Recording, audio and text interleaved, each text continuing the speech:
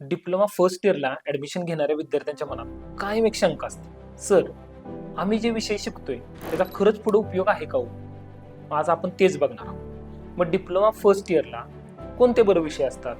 पहिली गोष्ट basic mathematics, दुसरी गोष्ट बेसिक सायन्स, त्याच्यानंतर कम्युनिकेशन स्किल, ICT, ग्राफिक्स.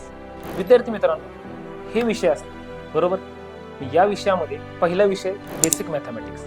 मग मॅथमॅटिक्सचा उपयोग खरंच होतो का? बऱ्याच विद्यार्थ्यांना वाटतं की सर मला मॅथची भीती वाटते, मग ह्या मॅथचा खरंच कंपनीत उपयोग होतो का, भविष्यात उपयोग होणार आहे का? तर होतो. मॅथमॅटिक्स हा विषय तुम्हाला लॉजिकल थिंकिंग वाढवून देतो. आणि सर्वात महत्त्वाची गोष्ट, कंपनीमध्ये जे ॲप्टिट्यूड टेस्ट असते त्या ॲप्टिट्यूड टेस्टच्या पूर्वतयारी करून घेणारा विषय म्हणजे मॅथमॅटिक्स. दुसरा विषय आहे बेसिक सायन्स. या विषयात काय असतं? फिजिक्स आणि केमिस्ट्री, यातले काही लॉज, यातले काही रूल्स, यातले काही युनिट्स, ते पुढे जाऊन जे तुम्हाला लागणार आहे ते यामध्ये शिकवलं जातं. त्याच्यानंतरचा महत्त्वाचा विषय कम्युनिकेशन स्किल.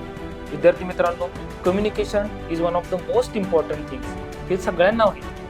चांगलं बोलणं तरच कंपनीची इंटरव्ह्यू क्रॅक होणार आहे. म्हणून कम्युनिकेशन स्किल ही तुमच्या कंपनीच्या इंटरव्ह्यूची पूर्वतयारी म्हणजे कम्युनिकेशन स्किल. त्याच्यानंतरचा महत्त्वाचा विषय की ICT.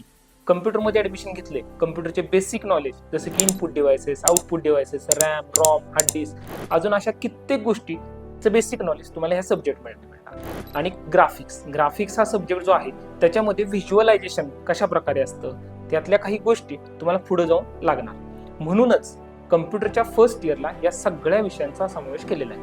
म्हणजेच काय, कम्प्युटरचा फर्स्ट इयर म्हणजे कम्प्युटरचा पाया.